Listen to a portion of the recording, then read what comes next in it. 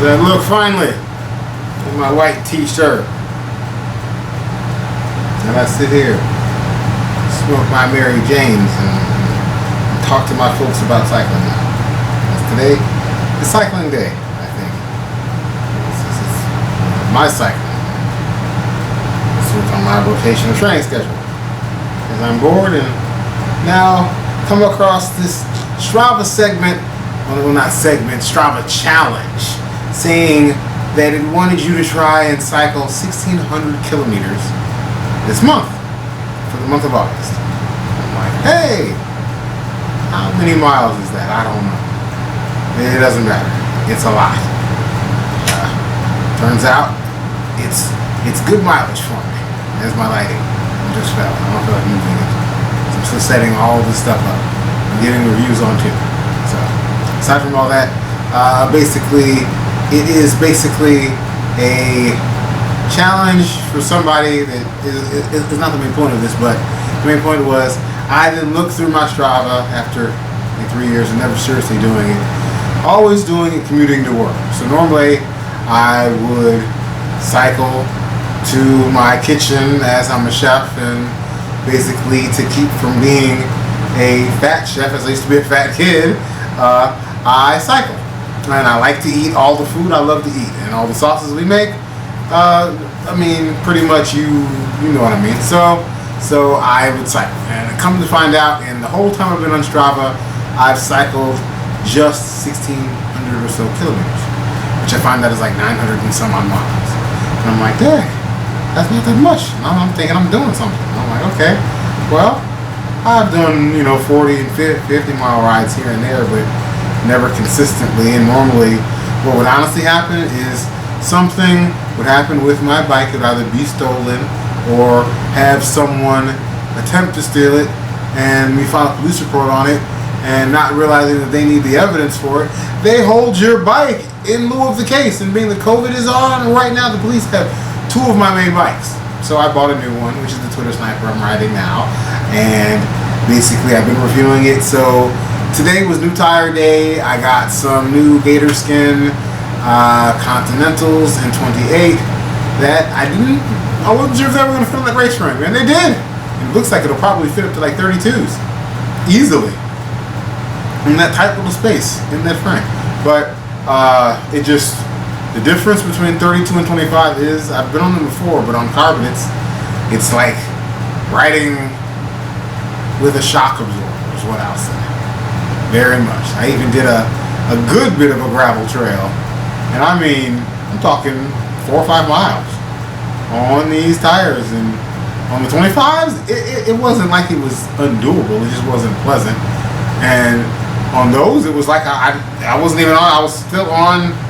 It was, there was bump, but it was more like rosebuds, instead of it being that jarring when you're going through on, I'll say, pea-sized, good-sized gravel, right?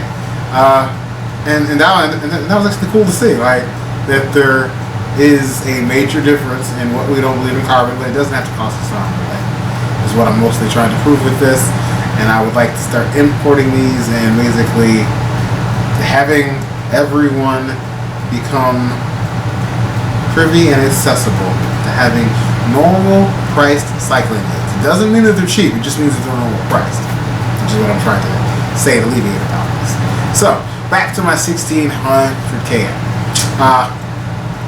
So, reviewing the tires, I realized that when I went into Strava, I saw that I had just done these 1,600 kms, and they had a challenge for 1,600 kms. But this is for in a month versus the whole time I've been on Strava, which I think is like 3 years now, which is kind of like, dang, that's all I did was that. I'm thinking I actually did something. So now I'd like to do all of what I've done the whole time in 1 month, which breaks down to about it's 51 kilometers a day for 31 days of August. Or I have to at least hit that minimum. Like more than of course, to work out and math and average and all that other stuff. But long story short is I think that this is very easable and doable. That I've done more than that going to work.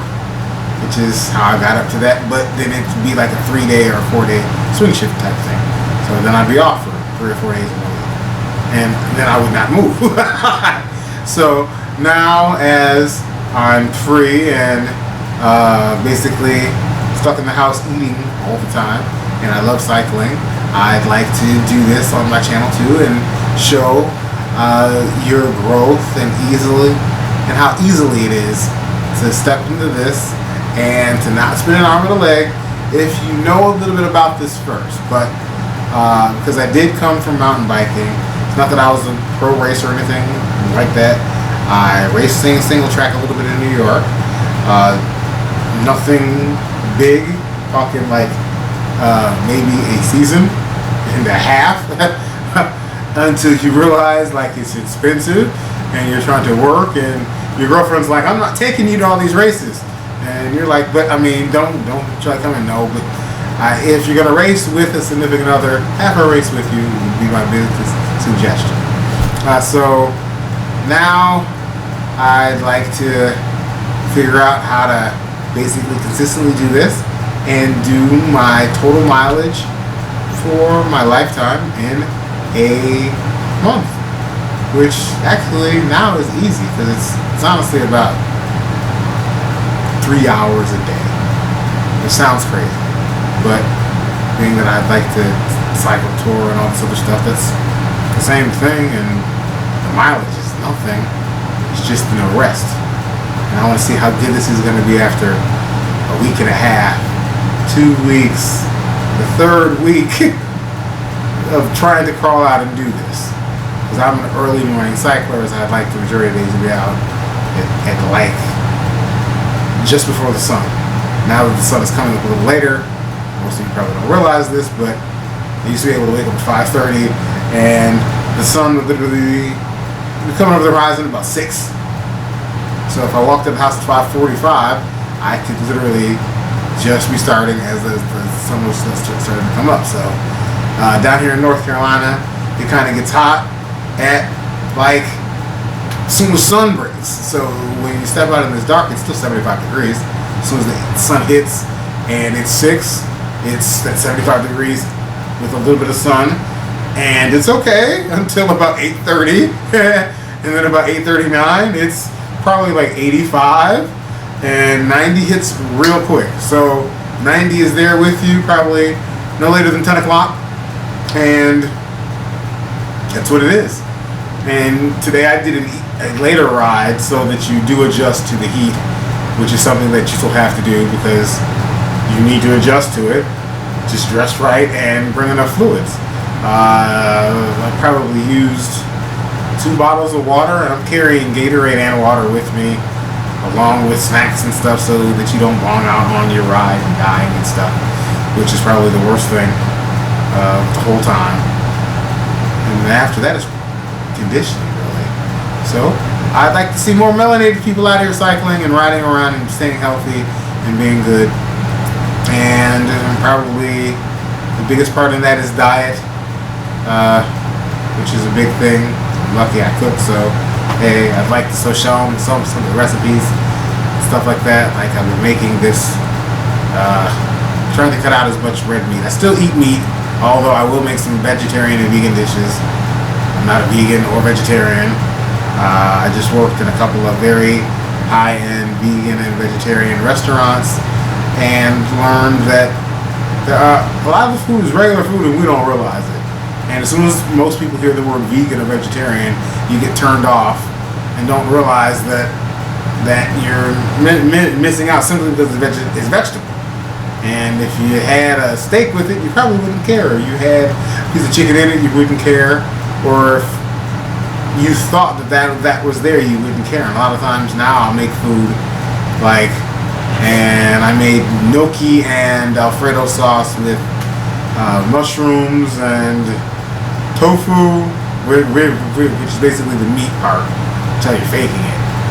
Because tofu has no real flavor, but it has whatever you add to it, it'll pick up its flavor. So I like mushrooms, and mushrooms tend to fake meat real good in pasta dishes and in a white sauce. It's I mean, you couldn't use meat anyway, it would turn it brown. So here I get to play with meaty flavors and flavor the tofu with the mushroom and some garlic and some sesame oil and some things like that, right? And then you take your other vegetables, which I had was zucchini and some red onion and what's that in there? Zucchini, red onion, I think that's some broccoli and kind of diced up and more mushroom. And into a bechamel or Alfredo sauce. And you take that and you put your gnocchi in the water and you boil your gnocchi and you take them out and you toss them into your sauce. Oh, and corn. Ah, yes, corn. Corn. Yes. You put that onto your sauce. You just let it simmer for a little bit. I'm talking 5-6 minutes is a little bit for me. And that's just to let the kind of the gnocchi to absorb the sauce. And that in a salad. And you're good and you're real good. You're real happy, but there's no meat. And that one I made more vegan-like because of a friend of mine keeps talking crap about freaking all this meat and red meat, cows kill grass.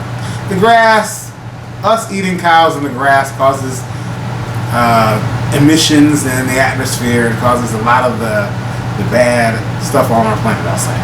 And basically, I've heard it, so I've tried to cut out now as much meat as I do eat. That is expensive now, so I'm going to save a little more. I don't mind tofu, I don't mind vegan food, so there. And it's healthier on this, so for 30 days I'll see if it fuels better than me eating ribs daily and dying of a heart attack in 5 years. I mean, it's all our choice, right? The choices we make daily slowly add up and cause us to be in the situations that we are in the long run. So, with that, I'd like to see if anybody else can go on Strava and try and do the 1600 kilometer